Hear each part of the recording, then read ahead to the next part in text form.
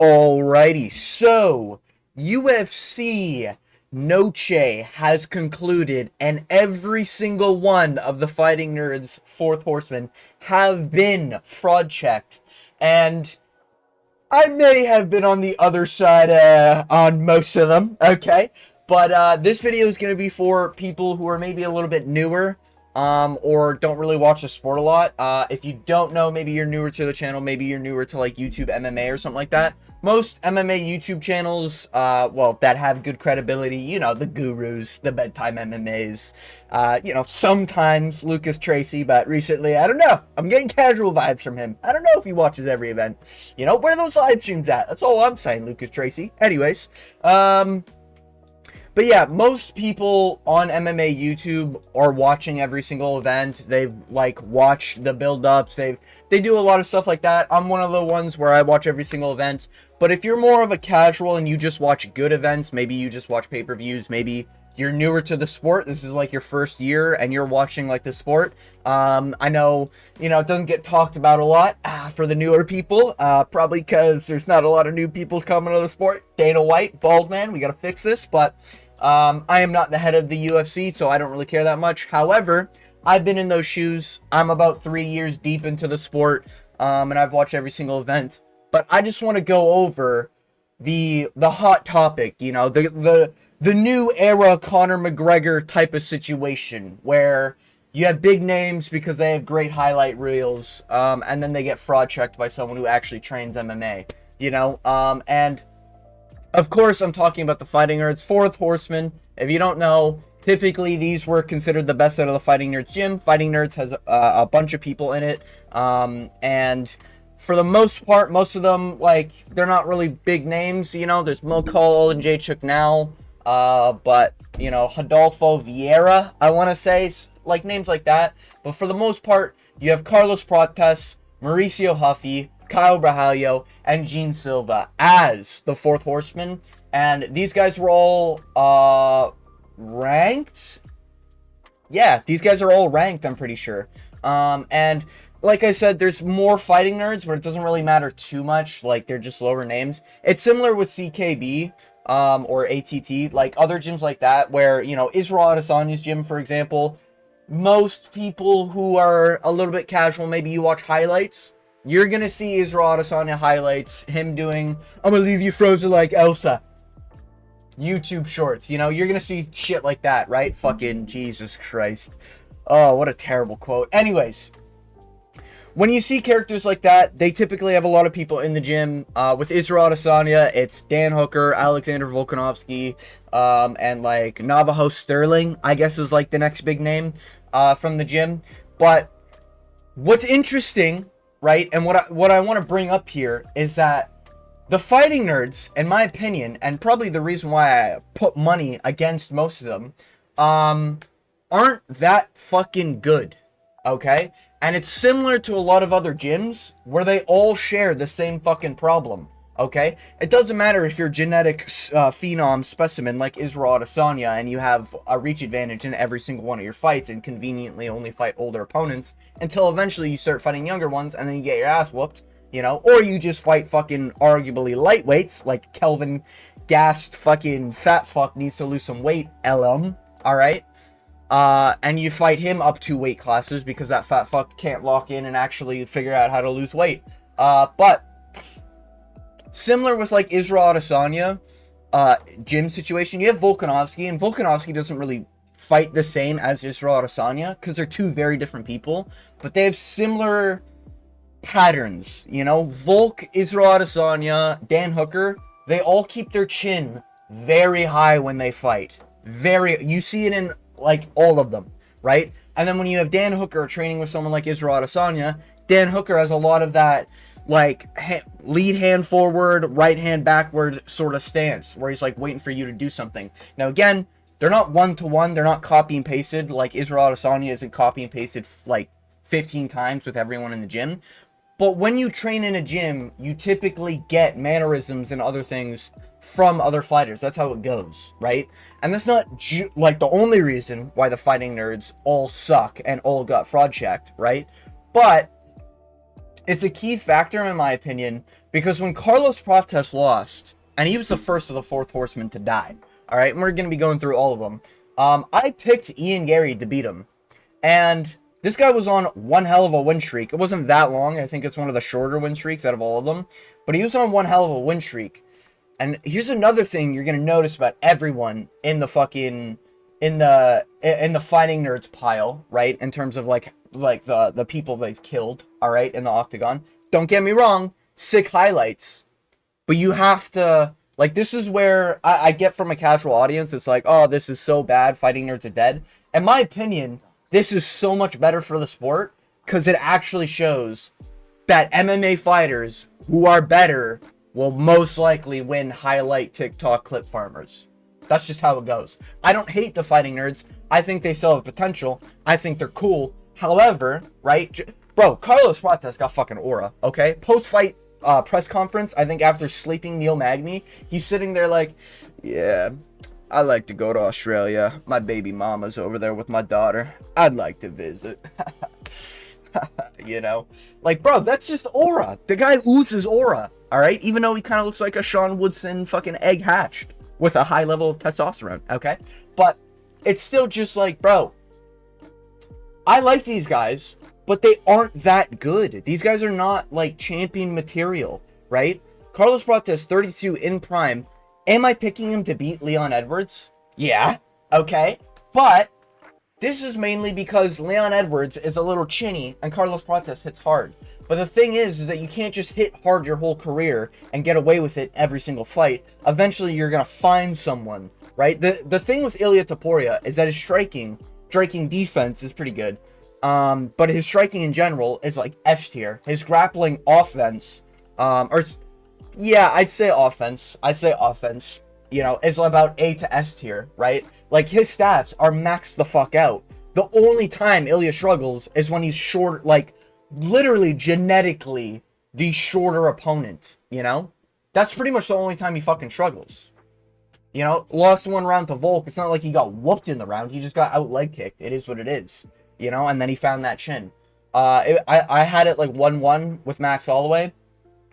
I had like Max winning one of those rounds, and like, yeah, Max landed good, but it's not like he was chinning him or whatever, but he was having some success because he's a bigger dude.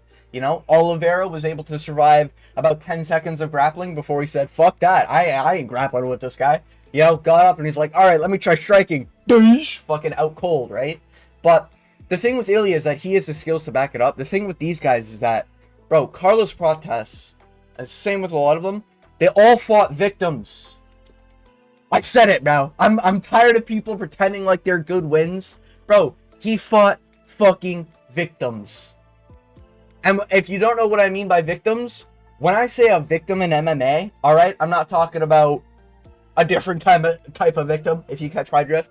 I'm talking about victims in MMA. And what I mean is that they can't get their things off, and they require you to make mistakes so that they can capitalize on it, you know? And I'm not talking about like, oh, he's a counter striker or whatever, right? I'm talking about dudes who, if they're boxers and they're getting kicked, they'll never figure out how to get past the kick, and they require you to stop kicking them in order for their boxing to be on display, you know? If they're tough, they require you to be a fucking pillow-fisted puncher, you know? If their grappling is shit, they require, or if their takedowns are shit, they require you to sort of go into their takedown, you know? Let them single leg you, you know? They're very victim mentality where it's just like, oh, everything's going bad for me. I need that one thing for him to do so that I can do my thing, you know? They need to lower you so they can, yeah, okay, you catch my drift, right? But yeah, like punching bag shit like that. The thing with Carlos Prates, the Trevin Giles win was a good win. Trevin Giles just had no striking defense, though. This is what I mean by victims. They literally, like, they just turn off their brain cells, and they'll be like, oh, I'm losing, I guess I'm gonna lose. That's pretty much what Trevin Giles was doing. Although he was doing, like, well, I guess, but Prates just hits harder. Trevin Giles doesn't really have a fucking chin. He's also dumb. He's very dumb. Very low IQ. Very, very low-level fighter. Gets chinned. We move on to Charles Radke. Charles Radke, and this is another thing the Fighting Nerds always got away with. the fighting nerds are like, they're very good at getting wrist control. And you might hear that and be like, oh, well, yeah, on the ground, you want to get wrist control so you can get takedown, da-da-da-da-da. No, I'm talking about striking. They require you to let them grab your wrist, move your hand, and get boxed up. That's what they do in every single fight. They've done that to every single one of their opponents, right? And the ones they couldn't do it to, they got fucking fraud checked from, alright? Charles Radke literally was on the back foot, terrified of Protest's power the whole time, and he was like cowering in fear and letting Protest grab his wrist and open him up for a knee to the body, and that's what put Charles Radke down. Is it a sick clip? Yeah, it was.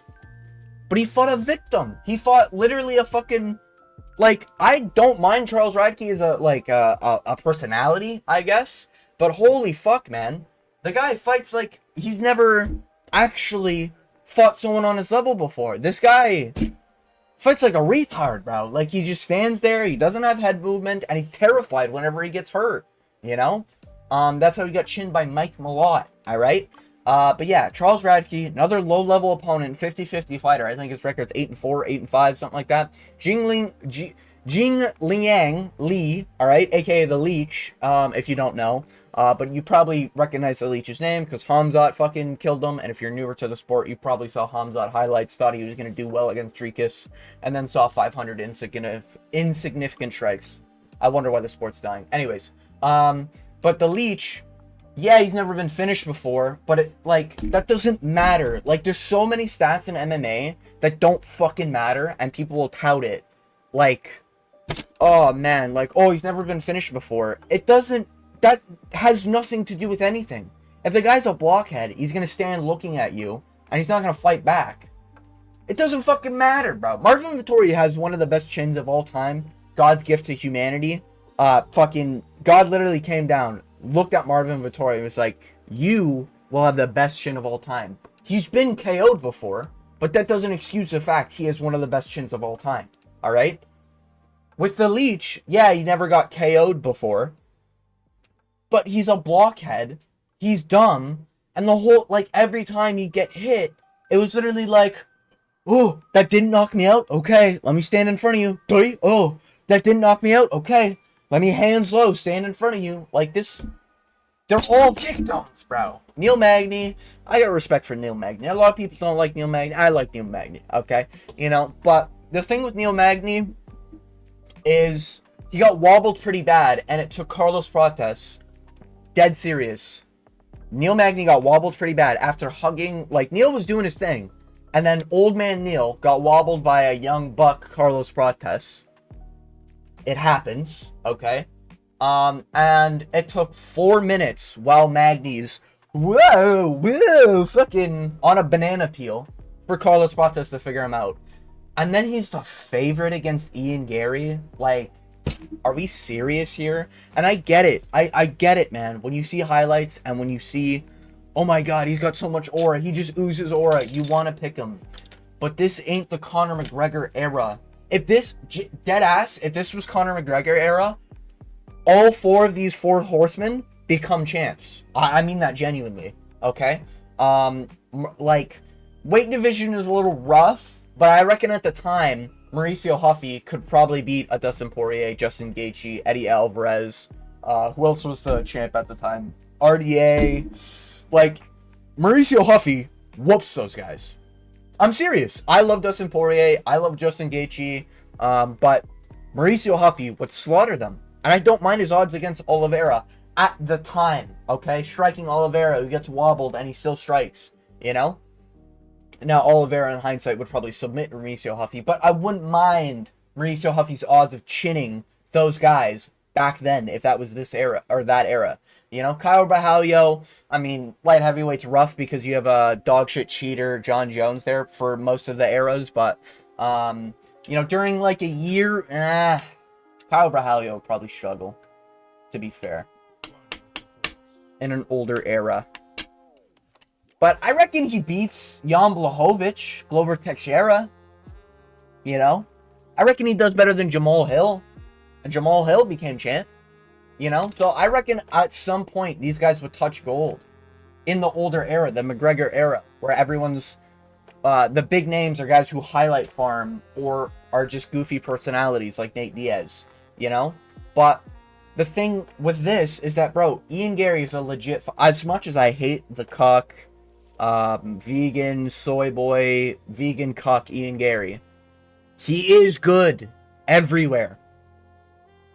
He's like he's a rangier Bilal who's roughly the same amount of entertainment, but he's got the skills to pay the bills, you know? Ian Gary's legit good. He's been training a long portion of his life as well. Also a young dude, younger than Carlos. So he goes in there. Carlos shows up. No, I think it was Ian Gary short notice, because this was supposed to be Jeff Neal, I'm pretty sure. Ian Gary shows up, and he whoops Protests for like 4 rounds. Maybe 3.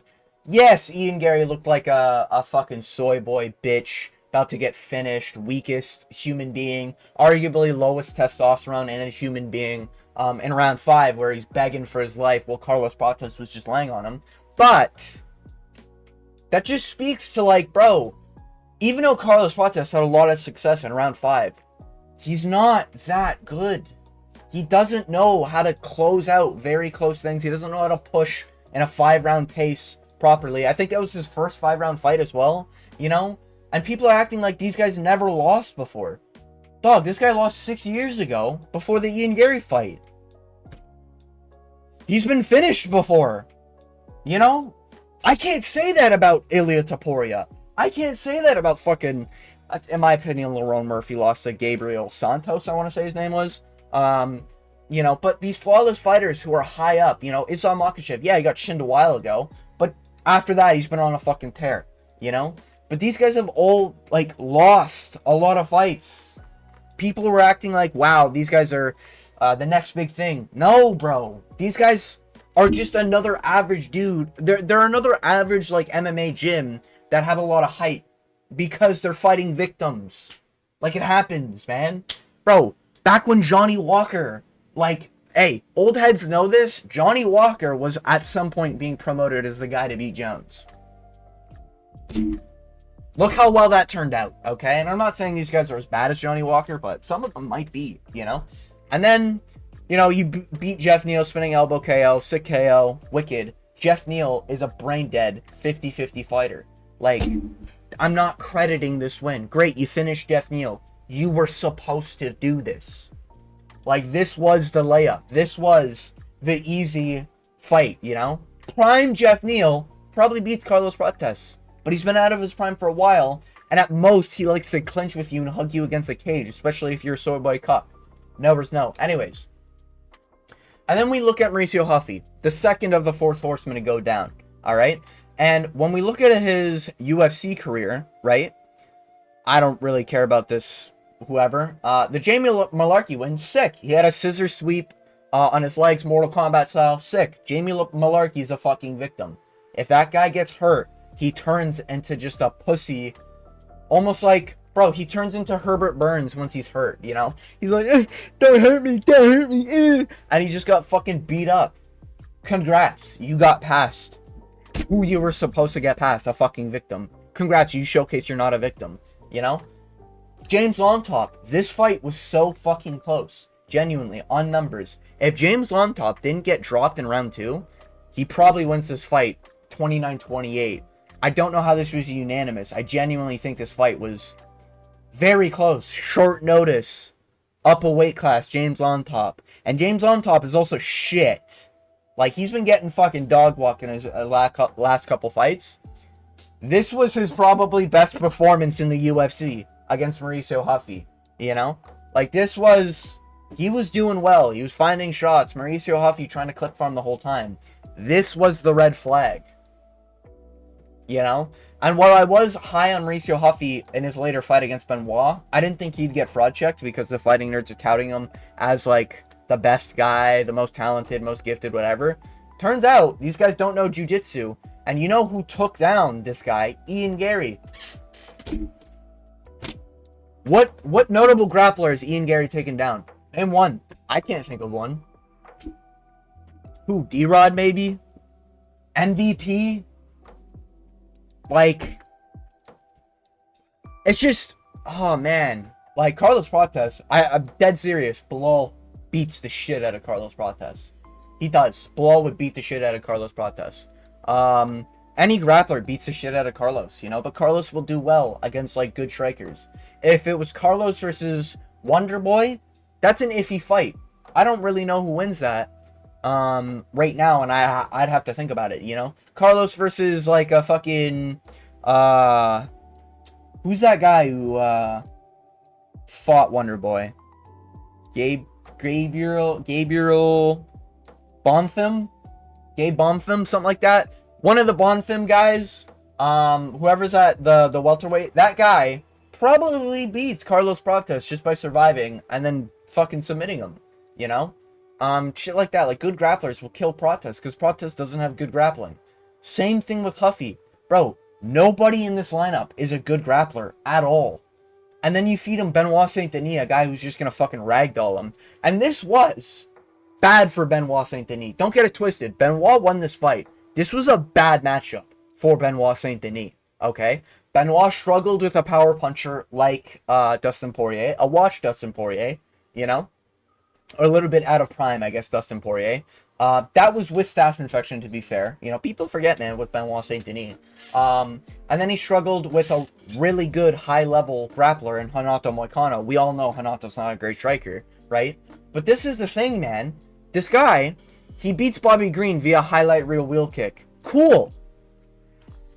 Bobby Green, I love Bobby Green, bro. He's got some of the best, bro. I still love Bobby Green, bro. I don't want to see him get chinned again, but he's going to get chinned again, all right? But he is like a... Bobby Green is an old highlight farmer against a young highlight farmer. This is kind of like... Huh. Geez, I wonder who's going to be a little bit faster on the feet. I wonder who's got more pop, you know? Mauricio Huffy or a 40-year-old Bobby Green? Geez, guys, I wonder, you know? And there's a reason why he was a minus 300 or 4 or 500, something like that. He was a crazy favorite in the Bobby Green fight. Makes sense. But yeah, Bobby Green also CTE. There's a lot of stuff wrong with Bobby Green, but, you know, still fun fighter. Still love Bobby Green. But the Benoit Saint Denis fight, bro, this guy fought legit victims or, like, people who were high during their fight. And then he fights Benoit Saint Denis, the French assassin, who, he got finished by fucking Dustin Poirier. And that's a bad loss? According to who? You know? Not my book, okay? You lose to Dustin Poirier via finish. Hey, there's a reason why Michael Johnson's going on a tear right now, okay? That's all I'm saying, alright? But, yeah. Benoit Saint Denis, this was a bad matchup. This guy does not move his head. And Mauricio Huffy does do a lot of wild shit, and he is talented. But Benoit Saint Denis was able to survive Mauricio Huffy and just fucking smother this guy. Literally smother him. Did Mauricio Huffy have decent scrambles in round 1? Yeah. And is it like a little bit better for their anti-grappling stock? Because Carlos has been shown he's weak in the grappling. Mauricio Huffy's been shown he's weak in the grappling. Yeah. But they're still not able to implement what they, like, their highlight reel. And they're too hungry for that highlight reel to actually try to win the fucking fight. Okay? So, I mean, we could have saw this coming. I mean, Lucas Tracy called it out perfectly. But Mauricio Huffy, this guy's also lost before, man. Like, this 6 years ago is what, like, bro. When are we going to learn that when they only fight victims and they go against legit comp, maybe we should start picking the legit comp, you know? Ranked contenders, you know? Like Ian Gary, like fucking Benoit Saint Denis. Like, these guys are legit fighters. They might not be champion, but they're legit high-skilled young dudes. Benoit Saint Denis so young. What is he, like 30? 29? Like, bro, what are we doing, man? Fuck. And I hate because I was believing the aura of Mauricio Huffy because the fighting nurse is touting it. Fuck, man. So I'm in that camp of fuck, bro. I was on this dude, and now we lost. But it makes sense, and I'm happy he lost. Because now we have, like, wow, Benoit Saint Denis is an actual legit good fucking fighter. And we know it now. Very hittable, but you have to finish him. You know? Lightweight modern-day Marvin Vettori, baby. Alright, that's what we like to say. Moving on. Caio Borralho. And Caio Borralho, to his credit, is the farthest a fighting nerd has gotten before all of them lost. McCall and Jacek, good win in hindsight. Abus Magomedov, by the way, McCall lost a couple times, joined the Fighting Nerds, now on a win streak. Abus, also a pretty good win in hindsight. Abus just beat, never mind, Abus just beat fucking that bum, who's probably gonna get cut from the sport, because he just got finished by a bum. So, I mean, kind of a good win, kind of a not really no one cares win, actually. Paul Craig, hey, this one's gonna age like fine wine, alright? Paul Craig, you know, world contender, okay? Submitted 2 former champs before they became champs. I mean, like, just give this guy an honorary belt, you know, a participation light heavyweight belt because he submitted 2 former champs. But yeah, he chinned Paul Craig. He did what he needed to do. Paul Craig, like, when you beat Paul Craig, it's because you chin him. So Kyle Brahalio chin Paul, like, he did the thing you were supposed to do, you know? McCall and Jacek in the B leagues shouldn't be in light heavyweight. He should be a middleweight. Up a weight class, beats him. Abus Magomedov, fucking Sean Strickland's sloppy seconds, right? I'm thinking about that right, I think, right? Yeah. Or yeah, Kyle, why the fuck did I think this guy's a light heavyweight? What am I thinking of? When I was thinking, oh, John Jones was in that era. Middleweight, bro, this guy probably still does beat Israel Adesanya. But yeah, Paul Craig, great win. Jared Cannonier, great win. But this, like, Jared Cannonier is legit comp. The problem with this win with Jared Cannonier, he was coming off a loss to Mavov, and then he fucking fights a Mavov. And yeah, I did pick Kyle Brahalio, because I think skill for skill, Kyle Brahalio is better than a Mavov. But that's because I fucking hate a Mavov. Fuck that prick. However, I did end up doubling my money, because I put money on the underdog in a Mavov. And this is another thing, man. Bro, Benoit Saint-Denis, not a huge underdog, like plus 170. Ian Gary, he was like plus 110, I think, when I bet him. Amavov, also like plus 110 when I bet him. Like, what are we doing? These guys beat sloppy seconds or victims. Literally, that's it. It's just crazy to me, you know? It's crazy the fucking tower they were on and then they fell off, you know? And I'm pretty sure, someone can correct me if I'm wrong, because I wasn't like live betting or whatever, but when Huffy lost, I'm pretty sure Kaio became an even bigger favorite. I could be wrong, but I'm pretty sure that's what happened. Crazy. Absolutely crazy. And then we get to the autistic one himself, the Lord of Autism, Gene Silva. This guy is cool, he's funny, but at some point you realize he is just a retard who got away with fighting victims or people who don't belong in his division, you know? You know, you can call them victims, you can call them people who don't belong in the UFC, you can call them, like, whatever you want, but listen, Kevin Vallejos, that's going to age like fine wine. He struggled to find that KO in Weston Wilson. This was like a... Bro, I genuinely was like, oh shit, Gene Silva might actually lose this to Weston Wilson. And that was like... Damn, that was a year ago, man. Jesus Christ. You know? And, by the way, I was fully on the Lopez side. I'm still riding that high after Lopez fucking finished this kid. But we'll get to that.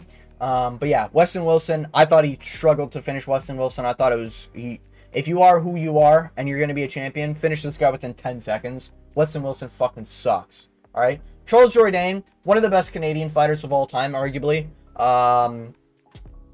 I do think Charles Jourdain is, like, good comp, and he did finish Charles Jourdain pretty well. But ain't Charles Jourdain a bantamweight going up a weight division here as well? I didn't even think of that. I actually was like, oh, this is a great win. Probably his best win. Now that I think about it, Charles Jourdain is a bantamweight who's up a weight class as well as someone we'll get onto this list. So up a weight class, yeah, he gets finished by a guy up a weight class. I mean, that makes sense. Another young guy with a lot of power who swings like a tard. You know? Drew Dober, this is a good win. However, a lot of people are like, bro, he finished Drew Dober up a weight class, bro. And Drew Dober got finished by Steamroller Favola. I like Steamroller Favola. He is a shit fighter, though. I think we can all admit that. Steamroller Favola is not like a fucking ranked lightweight comp dude, you know? He's a B-leg lightweight comp dude. And he chinned Drew Dober before this. So you know who gets the sloppy seconds? Gene Silva up a weight class. Yeah, credit, it's short notice up a weight class. But it was a doctor stoppage. He didn't even finish Drew Dober. You know, like, it's just, bro.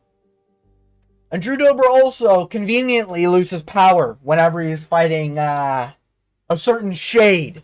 Okay, if you know, no is no. All right, when he's fighting Jalen Turner, all of a sudden he's got fucking power. Okay, when he's Terrence McKinney, I guess, because that's a legit guy he's beat. You know, when he fights Terrence McKinney, oh bro, this guy's got some of the heaviest hands in the sport. You know, but all of a sudden, he fights on Hanato Moicano J Super type. And he loses the power. Just saying. Okay, just saying. But, yeah. Fights Drew Dober, beats Drew Dober. Good win, but not like give him, I've seen enough. Give him top 10 in featherweight, you know? So, fair enough. He gets Melsik Bogdasarian, right?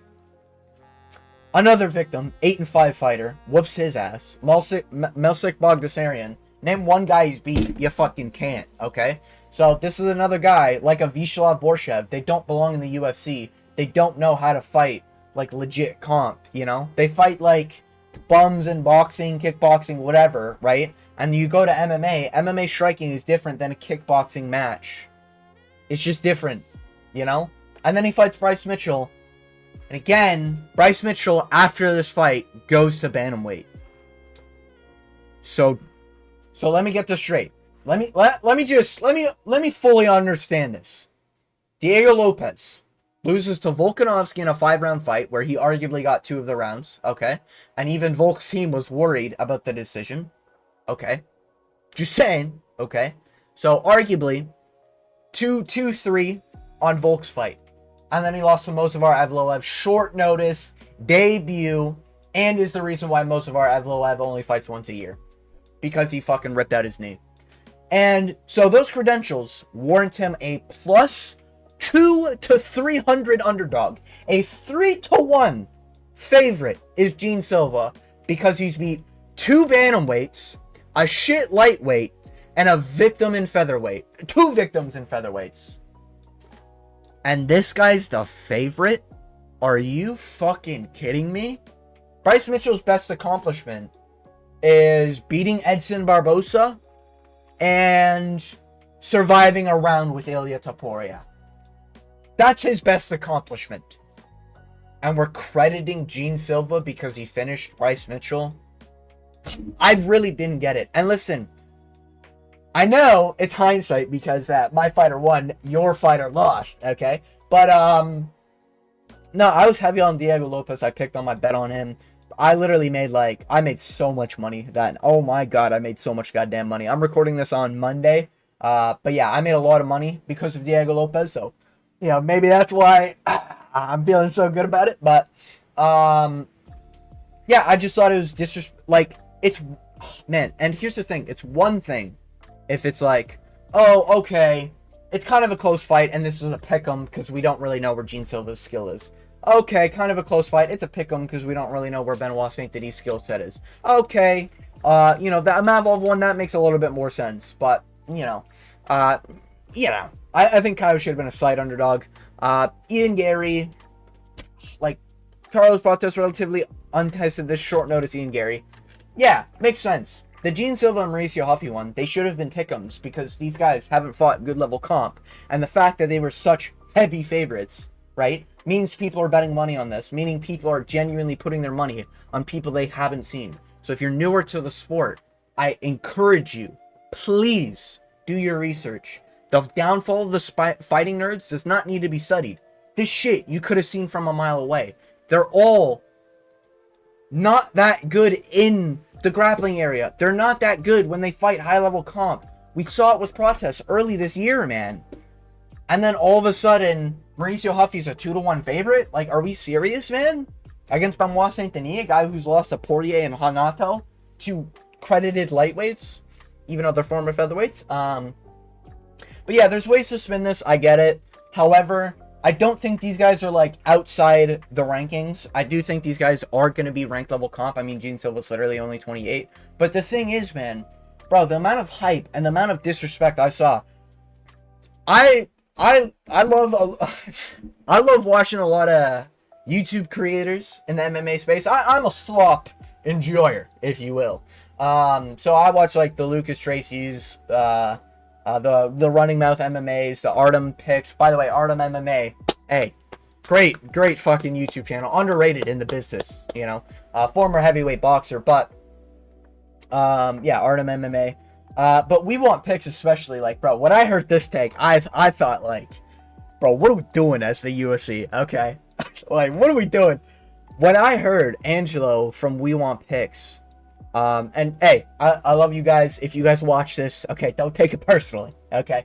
But when I heard, what do you think about Bryce Mitchell, and some of the former comp Gene Silva's fought, who would you pick against Diego Lopez, with some of the people Gene Silva's fought?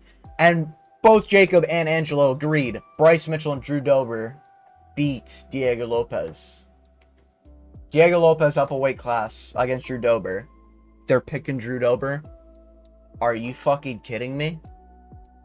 Are you serious? Bryce Mitchell, a bantamweight against Diego Lopez. You're picking Bryce Mitchell?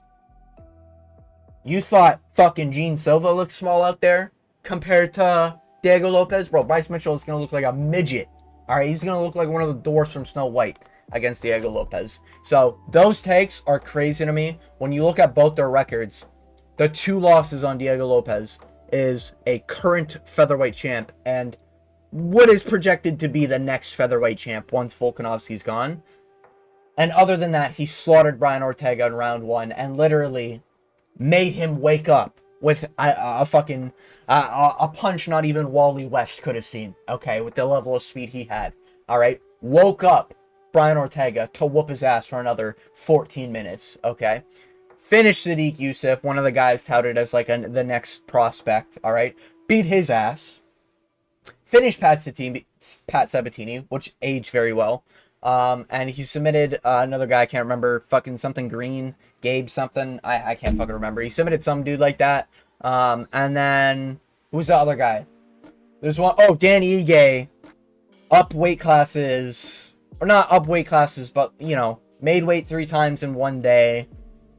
Was told like 3 different opponents. It was supposed to be Brian Ortega, a really good high-level grappler, and then it became somebody else, and then it became Dan Ige, a tough striker. Like, those are very, you know, they're similar in some aspects, but they're very different in others. So, wow, no wonder why he struggled to finish a guy who's never been finished in Dan Ige. Whoa! You know? But, and the way Dan Ige fights, he's tough. Like, it's very different. I know I mentioned earlier, you know, oh, this guy's never been finished. That doesn't really matter in hindsight. With Dan Ige's style, he typically, you know, he's hittable, but he always survives the damage. He always does well. And he's got really good boxing, and he's pretty good in the pocket. He just struggled against, Patrice Pitbull after beating a Sean Woodson variant, aka Sean Woodson. But, yeah. So, I don't know. I thought you could have seen this fraud checking from a mile away. I didn't mind, like, hand on the Bible. I had money on Ian Gary to beat Prates. I had money on Amavov to beat Kaio. And I put a lot of money on Diego Lopez to beat Gene Silva. So call me a hater or something. But I saw this from a mile away. I think people need to start putting respect on, like, the actual skill of the fighters. Like, I get old heads who are like, oh, John Jones is the GOAT because even today you do well. GSP is the GOAT because even today you do well. I get that. But we need to understand something as the UFC, or as UFC fans. The modern era of fighters who aren't clip farming and fighting, like, with skills, boring like Khamzat Chimaev, or entertaining like Ilia Topuria, okay? They are masters at what they do, okay? And they are very highly skilled, okay? These guys from the Fighting Nerds are clip farmers on victims. That's what it was. That's how it was always. They've lost to shit level comp before, all of them. Not one of these guys. Like, people were like, oh, Gene Silva hasn't lost in 7 years. Kaio didn't lose in 10 years. And he had no desire to clear rounds in the Amavov fight. He had none of that. Oh, this round's looking a little close, you know. I've been fighting 10 years on a win streak. Let me get in there and try to make the round clear. Was it 10 years? Literally 10 fucking years. And this guy had zero urgency to clear a round, you know. in my mind, if I'm a fighter, I've won for 10 years. And it's 4-0 the other guy in the scorecards. That last round, I'm putting everything I have to try to finish the fight. And if I can't, it is what it is. He's the better man. I get finished. There was none of that from Kyle. That was, oh, we're in round 5. It's 2-2. They didn't reduce a point because they eye poked. Whatever. I'll just lose, I guess. It was depressing to watch. But yeah, that's been my take. I don't think it needs to be studied. These guys' downfall it's one of the obvious, like the most obvious things you could have seen from a mile away. Especially, it's one thing before Carlos Prates got fraud checked, but after Carlos got fraud checked, how the fuck could we not have seen this, you know? And shout out to Lucas Tracy. He was one of the only who picked Mauricio Huffy. MMA Guru and a few others picked Nasruddin Imavov. And Guru obviously picked Diego Lopez. You know, you watched my video and he saw my take on the Lopez round 2 KO, and he's like, you know what, that's a good take. I'm gonna use that for my video. You know, obviously he saw my video first as I uploaded it first, so it is what it is. You know, sometimes the big guys, they come after the little guys and take our takes, but it is what it is, you know. Obviously I'm joking, but that's been my 2 cents on the situation as someone who's been watching the sport. If you're newer, there's gonna be high skill stick highlights out there. It's just not gonna be always from like the high level fighting nerds, fourth horseman, you know. If this was the McGregor area, he'd get away with a lot of this, you know. Gene Silva, like these guys would get away with highlight farming on a lot of shit comp who were just tough and threw a combo here and there. No striking defense people, you know, like the Cowboy Cerrone era is where like these guys would shine, but we're not in that era anymore. You know, you have to be well-rounded everywhere. MMA is, despite like the take of it's the easiest sport to become champ, which I somewhat agree, it's also, you still have to be good at something to become champ, you know? With Merab, it's a special exception, but with everybody else, you have to be good at something in modern day era in order to actually make it. So that's my 2 cents. If you made it to the end of the video, I want to thank you for watching, and as always, I hope you have a good day.